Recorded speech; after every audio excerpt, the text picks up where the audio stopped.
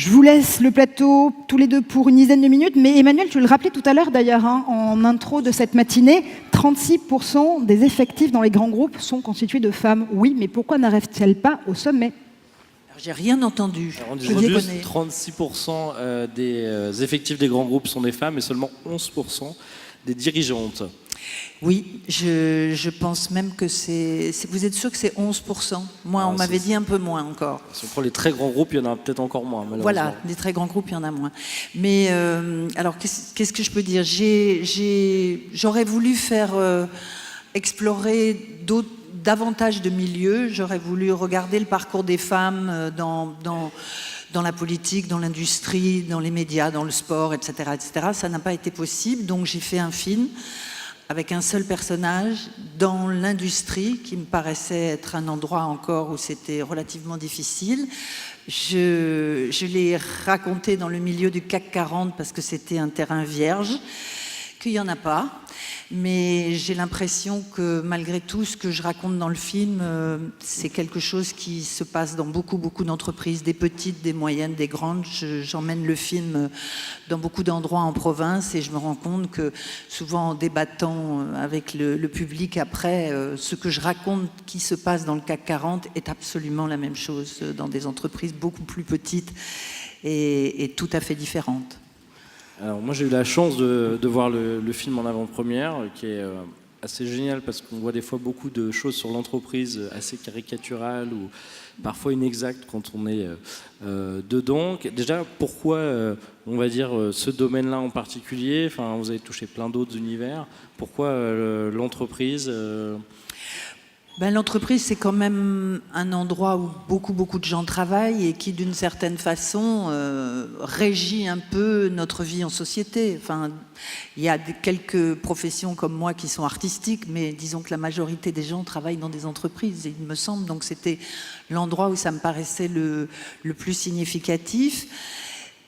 J'ai quand même essayer de réfléchir et surtout, avant de me lancer, j'ai fait une enquête assez longue. Je me suis fait aider d'une journaliste du Monde qui s'appelle Raphaël Baquet, qui m'a permis de rencontrer des femmes qui avaient des postes très importants ou qui l'avaient eu et qui m'ont donc nourri en me racontant leur parcours, leur envie, parce que je crois aussi que quelquefois, il y a une organisation masculine depuis tellement longtemps qui est bien naturelle, puisque c'était comme ça que ça se faisait, et qui fait qu'il y a des femmes qui hésitent encore beaucoup à y aller, qui hésitent beaucoup à se dire « j'ai envie de ça, je vais y arriver », qui quelquefois, en partant de beaucoup plus bas, ne font même pas les études qui pourraient les emmener à ces endroits-là. Et donc c'est tout ça qu'il faut corriger en partant dès le début, leur donner la possibilité de se visualiser à ces endroits-là. Et on a besoin des femmes à ces endroits-là. Je pense vraiment que une vraie mixité, c'est-à-dire que les entreprises soient vraiment gérées au poste de décision à égalité, enfin égalité, entendez-moi, hein, on ne va pas dire 50% partout, mais à 40-50% dans les entreprises, si les postes de décision étaient occupés par des femmes, les femmes ne pensent pas tout à fait pareil, n'agissent pas tout à fait pareil. Ça serait un renouvellement, ça serait une modernité, ça serait une façon de réorganiser le travail, la société, ça serait une façon d'organiser le travail différemment. Et quand on organise le travail différemment, on organise la société un peu différemment et ça se répartirait mieux. Et j'y crois, hein, j'ai l'impression d'être en campagne électorale, mais voilà, j'ai l'impression que ça serait ça serait bénéfique pour tout le monde. Alors dans le film, on voit Emmanuelle DeVos qui joue l'héroïne face vraiment à des supporters, aussi beaucoup d'opposants. On voit qu'il y a un vrai plafond de verre qui n'est pas évident à passer. D'ailleurs, avec des fois des ennemis, voire des gens qui essaient de l'aider, mais pas forcément de manière très simple. Est-ce que vous restez quand même optimiste après avoir tourné le film ? Oui. J'espère... La seule envie, c'est de me dire, j'espère que j'ai fait un film où tout d'un coup, les jeunes femmes qui vont sortir du film vont se dire « Ah oui, ça donne envie, bien sûr, etc. » Même si ce qu'on voit dans le film est parfois, je vous assure que tout est vrai, c'est parfois un peu, alors on peut dire glaçant, surprenant, moi je dirais banal.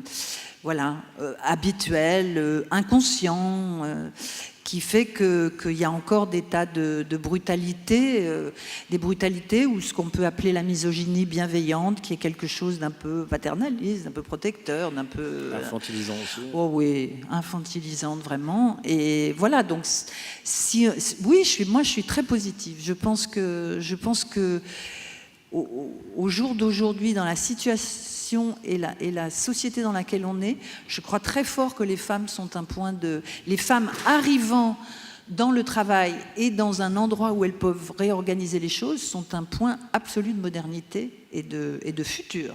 Alors, un signe peut-être optimiste, et moi j'avais été assez surpris pendant l'avant-première, c'est qu'effectivement vous êtes associé à AXA, qui est venu soutenir et j'imagine financer une partie du film. Oui. Donc ça aussi c'est possible finalement que les entreprises soutiennent aussi cette cause-là des fois en soutenant.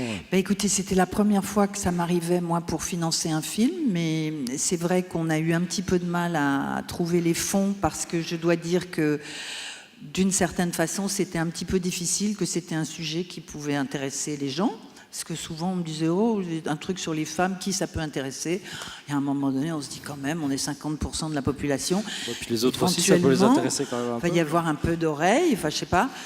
Et donc il manquait effectivement un peu de financement. Et ce qui ne m'était jamais arrivé, c'est que des entreprises se sont proposées pour rentrer dans le film financièrement de façon conséquente, mais en ayant des programmes eux-mêmes, enfin, ils sont rentrés dans le film parce que le film leur parlait et qu'eux-mêmes étaient à l'intérieur de leur entreprise en train de faire tout ce que je préconisais d'une certaine façon dans le film. Donc c'était extrêmement facile pour moi d'intégrer je parle des entreprises et j'ai des entreprises, des vraies, qui font ça. Donc ça s'est passé très bien et j'ai aucun... Souvent, vous savez, on fait ce qu'on appelle des placements de produits.